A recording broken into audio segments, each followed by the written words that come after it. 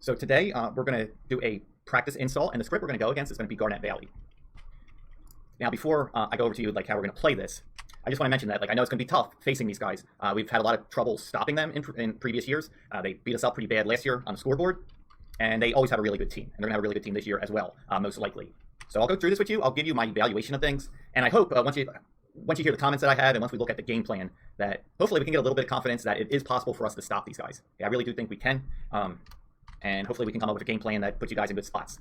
Okay, so we're going to practice that now. We're not going to wait till the Garnet Valley week. Okay, we'll do some stuff here and see how we handle it. We'll get it on film today and see how it goes. So the first thing I really want to mention here, as far as what this offense is trying to do, right? We got to understand what they're doing here. The way I view it, and I'll try to make it as simple as possible here, is that what they try to do in their run game is something that I call, I'm going to call it attacking the bubbles. Attacking the bubbles. Now the linebacker should know what I mean when I say bubbles. The defensive back, you might not know, or the lineman. So anytime we have this kind of space between two defensive linemen like this, that space right there, we call it a bubble. Okay, so there you go. That's a bubble. There's a bubble. Here's a bubble. And what they're going to do offensively, right, they got multiple guys here. Here, they got multiple running backs. So it'll look something like this. They are perfectly content with just attacking these bubbles. They're willing to dive into them. They'll run ISOs into them. Sometimes they'll option stuff at them as well. But you know, even if you have extra space right here, they have no problem just handing it to this guy, kind of blocking there and there like that. And they won't even block the linebacker. They'll let the linebackers make the tackle. But it hits so fast and it hits a vulnerable spot like this, they're going to get yards. They're going to get 3-4 yards a pop, and they don't mind doing that all the way down the field because number one, they know they're confident they're going to get yards every time, and they know when it gets to fourth down, it's going to be like 4th and 1. They feel like they can get the first down, so they're always going to play 4 downs, right? They're not going to punt it as often. Just that's how the offense is. So they don't mind taking 3 and 4 yard gains because they know at some point they're going to get an opening somewhere and they'll get big plays. So they'll go 3 yards, 3 yards, 3 yards, boom, 10 yards. Okay, but attack the bubbles. And here we'll look at the film so you can see what I mean. So the defense last year, you presented these bubbles. Here's a bubble, here's a bubble, and they go at it. There you go, dive right in this bubble. We make the tackle, but it's 3, 4, 5 yards. They don't mind that. Okay, let's take a look at this play. This right here, what they're doing right here, I call that shifting. When they shift, we are going to redeclare the strength. Okay, so it was a rip. Normally when there's motion, right, we don't make a new rip blizz call. Okay, that's motion. But when they do this, this has a different name. This is not motion. This is called shifting. So they start guys over here and then they move multiple guys to the other side. So after they shift, they actually got to give you a second to get set again. So when we see shifting, we're going to redeclare. So this was rip, and then we're going to say check, check, check, Liz. D lineman will also flip. Okay, so we got to do this quickly, guys. But yeah, we're going to practice that and see how it goes. Now, let's go through the rest of the play, and you're going to see it's going to be an easy play for them. He's downfield. There he is, 12 yards before he's even touched. Looking at it from this angle, all right, we will see the issue right here. So they're unbalanced right now. You can see right here. Here's the center in the middle. Guard, and this is actually the tight end. We'll talk about that in a bit because they actually released him for a pass. But there's only 2 guys here, so this should be Utah, and we are going to Utah this. But the other thing is, if you count, there's 1, 2, 3, 4 guys over here. So they present a guard, a tackle, a tight end, and then a second tight end. And I'm just going to say, last year there's no alignment adjustment for the defense on this, and that's a mistake. Because if you look right here, here is a huge bubble, right? Look at all this space. This defender here is in a 4 technique, right? The defensive lineman right here, you're in a 4, and then there's a guy out here, but he's off the screen. You can't even see him. And obviously, you know, that's not good. In fact, what we have right here, I have a name for it. So if you look, here is a gap, and then here's a second gap. Like there's 2 guys here without a defensive player over them. I have a name for this. It's not a bubble. It's not just a bubble. It's a double bubble. A double bubble. Double bubble. Yes, I'm putting emphasis on it here. We should never have a double bubble. Okay, if we ever line up and we present the offense with a double bubble, then we made a mistake. Okay, we made a mistake. Either, you know, I'm not giving you the game plan right so we can get lined up correctly, you know, or you guys made a mental error. You didn't recognize it and adjust. But yeah, we never presented double bubble because the offense obviously, I mean, you can see right here the results. They block the 4 technique. The first guy right here comes down on number 6. The second guy doesn't really even have anybody to get to, so he kind of just comes down, and then they kick out with this guy right here. So double bubble. You can see that's obviously an issue. We lost before the play even started just by how we lined up here. So here's the next play. They're going to attack this bubble. So see right here, block the nose, block the 4 technique. They're going to lead through here. Now, I actually do a pretty good job here. You guys take away this bubble. So that's actually how we play it. That's how we're going to play ISO through that gap. So both linebackers are going to kind of crunch it right there. Cornerbacks. I saw this a lot last year, guys. I'm just letting you know. I watched a number of your games. I saw this a lot. And this can't happen this year. You know, against these teams, I will say this. We need cornerbacks that are going to step up and make tackles. This is a nub. So we've been practicing this. If you're the corner, you're looking right here. You should know what happens here. If the tight end blocks out, you should know what you're doing immediately. Right? What are you doing? What are you doing? Right now, you should know in your head, oh, right, we do this drill. He blocks out. I join the run fit on the inside. So once you see that, you should be coming up. You should be coming up. When he bounces it, you should be tackling him right here. because, right, I'm correct, right? Based on how we've been doing the drill. If you do it exactly how I tell you to do it, block, boom, step up right here, you would be right there, right? I'm not lying to you. That's where you would be on that play. So we do need guys who are going to be willing to tackle from those positions. Here's a power set, and again, you can see they're just attacking this bubble. Just attack the bubble. Block down, block down. There you go. Kick out. Too easy for them. Now, we know how we should be in power, right? We would get our auto call, so we would have a guy already in the C gap. Linebackers, I tell you how to play this, right? If the tight end blocks down, nope, you're not going to do this. That's wrong. Okay, we want to spill it. You can see right here, if we spill it, that forces the runner to bounce it, and the cornerback is over here. You can see the cornerback's over here. Instead of backpedaling, we're going to get our cornerbacks, not the backpedal. They're going to read their key. They're going to see the block, and they're going to get up here. You're going to spill it, and they're going to make the tackle at or behind the line of scrimmage. I think one more example from this year is enough, but right here, what they're going to do is attack this, and the reason they can attack this is because they use option. So one of the things they'll do is they'll use option to kind of help them out, right? They don't have to block you, so they can treat this as a bubble. We do have option rules, guys. The D-line should already know this, but the linebackers might not. If you're on the line of scrimmage, okay, linebackers, or even a cornerback or a DB, right, a safety, if we put you on the line of scrimmage, on the edge here, you have this gap, okay? In option plays, you have this gap. In this case, that means you can't do what happens here. Okay, we do not play the pitch. We have our gap. The guys coming out our gap, we force them to pitch. Okay, we always force it to the next one outside, and we'll get guys to be chasing it down. All right, but yeah, we don't let them do this. And you can see here he comes off of it. He's able to break a few tackles, but yeah, we don't want him running the ball on that. Now this is Garnet Valley the year before, but you'll see some of the same stuff. So here's a bubble. So they just put a guy in this bubble. They're going to kick out, and they're going to just I guess block down, right? They're just blocking down, and they just dive right at the bubble, and they'll take 3 or 4 yards. If you're on the line of scrimmage right here, just be aware you're going to spill it. Okay, they're going to try to run the dive in here. I don't want you taking the kick out like this. You're going to dip inside. Okay, we don't want them running downhill. We're going to have them run laterally. But there you go. They just dive at that bubble, and they don't mind doing this, right? Like they'll just dive it even though the linebacker's there. Okay, there you go. You tackle them, and it looks like a pretty good play, but they'll take that. They still get 2 yards, 3 yards, 2 yards, 3 yards. They're fine with that. But I'm okay with that as well, right? So they dive at the bubble. They don't even care if there's a linebacker sitting in it. So in the passing game, they really like flat routes and they like bubbles, and you know it complements their run game very well because you see this guy right here. He's always trying to kick out this guy, so that makes you very like nervous. And we talked about how you got to spill. So then they can just run play action right off of that.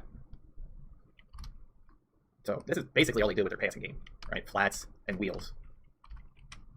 So here we are in 4th and 10. You can see the wheel route, and you can see that they hit it. You can also see how difficult it is for the linebacker to play this. Like it hits very fast. I mean, I see number 11 there, recognizes it, but by the time we react, we're already beat. So I'm going to admit, yeah, like these are tough to cover, especially with all the other things that their offense does. So that's tough to cover. I will say this, it's 4th and 10, so this is very poor situational awareness. Number 11 should not be at the line of scrimmage like he is right now. Like there's no reason for that. They have to get 10 yards. So I will say that this person shouldn't be here. They should be playing looser. They should be waiting for the wheel route, not getting beat by it. Here we're going to get another wheel route, and it's just hard to defend it because right now, I think this is you, Maddie. You know, there's that one play where I tell you got to spill it, right? But this guy's right here, and right off of that, they boom do this quick play action, and they hit that wheel route really fast. So that's tough. That is very tough. Here we are again. Same issue. Wheel route. Wheel routes are tough. And actually, look here. They do it out of that unbalanced formation. So it's center, guard, and then this is the tight end, and he actually releases for a pass. So if he does release for a pass, if we're on the line of scrimmage, we should know that that triggers us for our pass responsibility for the linebacker. And you do read it pretty good here, but you can just see it's how difficult it is. They're very good. They have it timed up. Like that pass is right there on the money immediately. So those are the main things we have to be concerned with in the passing game. One other thing I'm going to just mention, though, because this is consistent with some of the coaching points I've had with you, is right now you guys are in a cover 3. So Amir, you're playing off. And I guess this receiver's pretty good. Like they just run a hitch. He catches it. The ball's right on the money. Like the quarterback is putting it right there on the money. But you can see the result is a touchdown. Amir, you didn't have to play off on this. Even though it's cover 3, right? Even though it's cover 3, you don't need that much depth. This is the only receiver in the vicinity, so you can get closer. He's near the hash, so you can play with outside leverage. But you can pretty much, even though it's cover 3, you can pretty much align in a press here. So he can't run his hitch. You can just set it up like that, right? He can't run the hitch because you're there. And if he runs it deep, well, it is cover 3, so you should be, bailing out. You should stay on top of him. You can see this seam route is actually down the middle, so that's right at the free safety. We don't have to worry about it. The corners zone is all the way over here by the hash mark. So until another receiver threatens the deep part of that zone, you didn't have to worry about it. Okay, so let's not make their jobs easy. That's real easy to backpedal and let them hit a hitch. At times, we don't have to make it that easy for them. We can give them a look where automatically they know, oh, the hitch is not available. Now, having going over all of that, let us go over the practice script that we're going to have today. So here is the script, here are the plays, and here are the defensive calls. So a couple of the big ideas for this game plan. Big idea number one. Okay, we're going to reduce the number of bubbles. Reduce the bubbles. By default, we're only ever going to present them with 2 bubbles. Okay, there's going to be a B-gap bubble between the panther and the nose, and then there's going to be an A-gap bubble between the nose and the tackle. Other than that, we're always going to be filling up the C-gaps, and if they have a D-gap here, we're going to be filling that up. The way we get that is here. You can see right here. We do an overfront. We make a 5 call that moves the anchor down into C-gap, and then we're going to use this thing called court. Now, court is new, so let me explain what it is.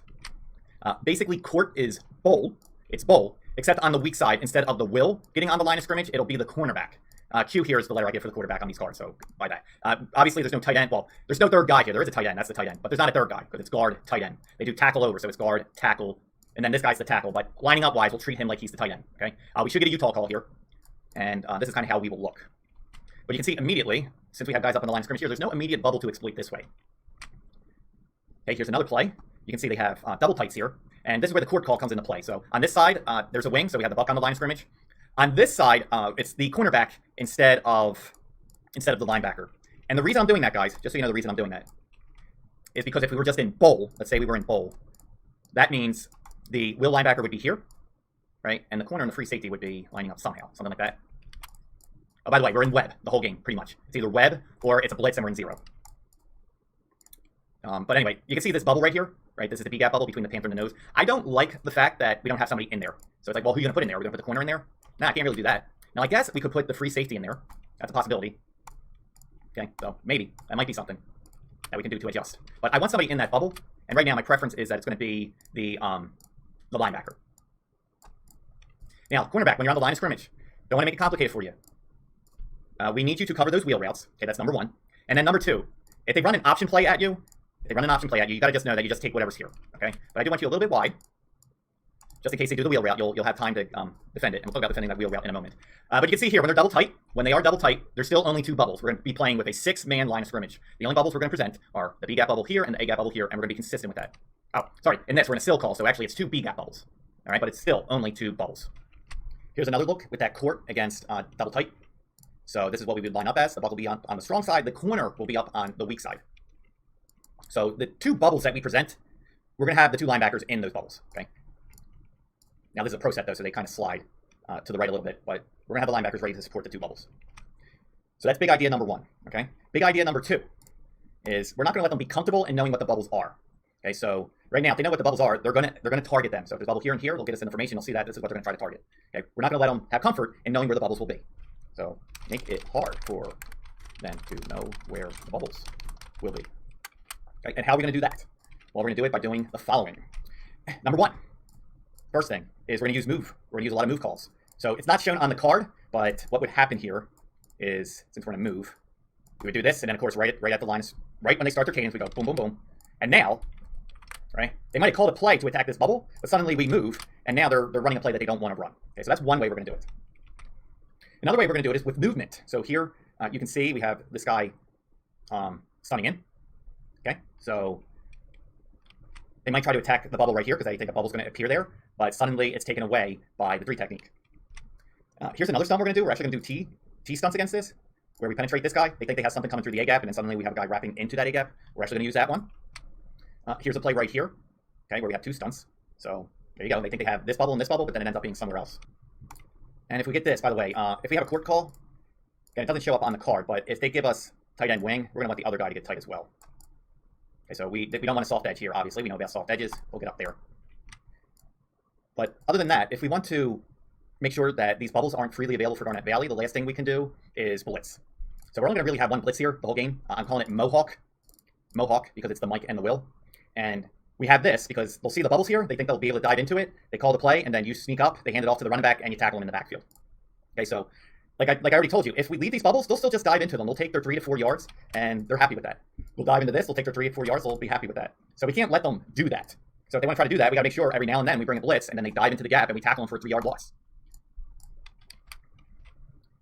All right, one more thing as far as reducing the bubbles is we are going to have a 7-man front. So a 7-man front is only going to produce 1 bubble. So here, let's go over this one.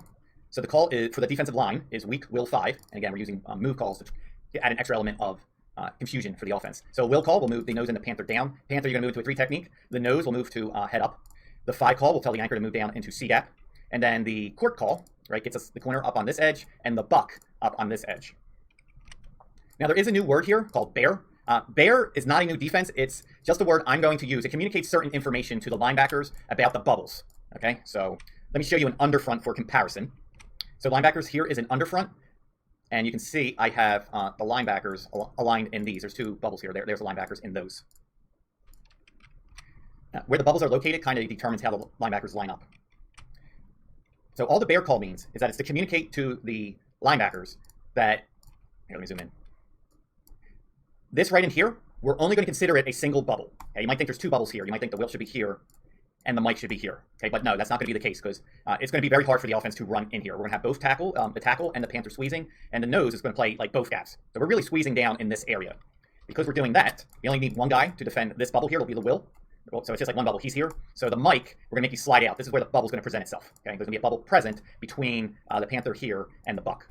So that's all the bear call means. It's just to communicate that info that we're going to need the mic to slide out to this bubble, if it's there, right? All right, the passes. So you already saw it. We're in web. So when we get a wheel route, like this, it's going to be the corner this time. Like I said, be out here, and you're playing those wheel routes. So make sure you're on them. The free safety will get this route. The corner will get the wheel routes. That way, the linebackers don't have to worry about that. The linebackers can focus more on defending the run. Okay, if we got a pass here, we're just in web. So that's how we would defend it. Safety, you're going to have to be closer here, just so you know, because right, we're going to need you in run support here. But yeah, if we get a pass, we're going to take care of the wheel route by playing quarters across the field. Now for our zero coverages, right, it's either going to be web or it's going to be zero. In our zero coverages, normally, oh, these should be switched. Yeah, just ignore that in the other cards. Okay, they should always be switched. I just got to update the rules in this scout card maker. Okay, but the safety that's in the box. Normally, against a pro set, you drop down on the strong side. But for this week, we're going to have a call. Instead of zero, it's going to be Zeke. Zeke is just zero, but with the only difference being for the safety here. Instead of dropping in on the strong side, you're going to drop in on the weak side when we blitz. So you would have anything that comes out this way. And that would include those wheel routes. So you would, in this instance, you're going to drop down here. Here's the F. If you see him go out this way, you should know immediately it's a wheel. Okay, so that's Zeke. It's the only zero coverage we're going to be running, so the fact that it contradicts the normal rules, it shouldn't be that much of an issue because every time this week when we do it, it's going to be a Zeke call. So by the end of the week, you'll be used to that.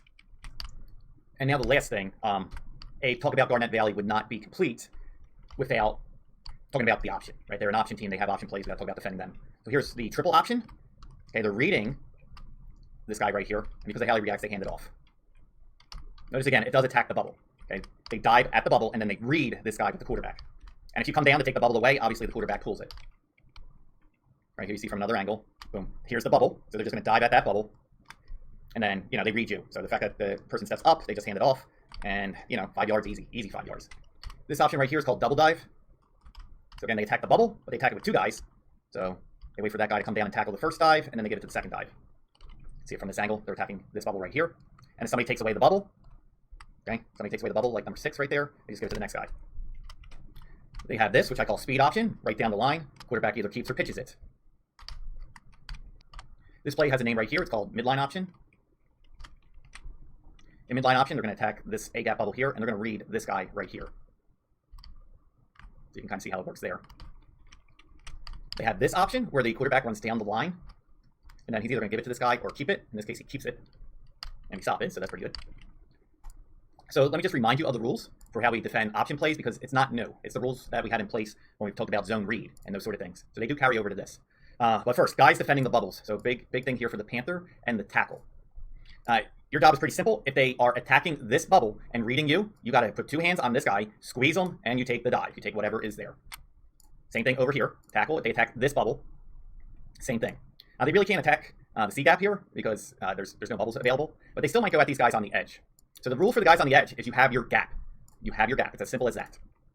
So if the quarterback fakes it to the F and then he's running along here and he's right here, he's in your gap, you have to take him. You have to force him to get out to the next part of the option. The DBs, you will follow your normal web rules. So the corner here, you just got to keep the outside. But the safety, as soon as you see that it's a block, that the offense is blocking it, you're going to come down in the alley. A lot of times you're going to end up getting the pitch. Okay. Finally, linebackers, you just read open, closed windows. If this is closed, like it should be on this play, he's going to close it, right? You're going to read the closed window, and you're going to just scrape over the top until you see an opening. If you see an opening, take it. And if a option presents itself, so here, let me show you what could happen here. Let me get rid of the arrows. So what could happen is they block the corner with this guy, and then obviously this guy squeezes down, right? So you would get a closed window read, you would come right here, and you would find the quarterback right here. So the quarterback's here, same thing. Same thing. Once you find an open window, attack it. Whatever phase of the option is there in that gap, you take it. So in this case, here's the quarterback. You don't go for the pitch, right? You got to force it out to the next thing. Okay. So whenever we find ourselves being optioned, they're optioning us. They're reading us in some way.